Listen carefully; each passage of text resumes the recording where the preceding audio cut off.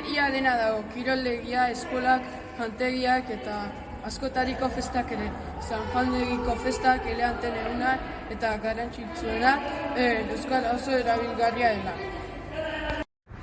Azpeitira etortzeko arrazoi asko daude. Adibidez festak ezinbeste bat direla edo leku ezagun asko daude.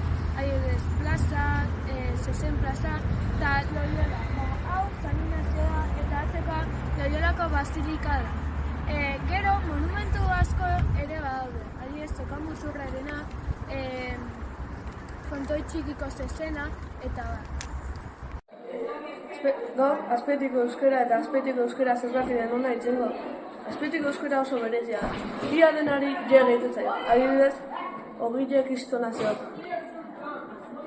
Azpeitiko euskara oso polita eta berezia ere bai.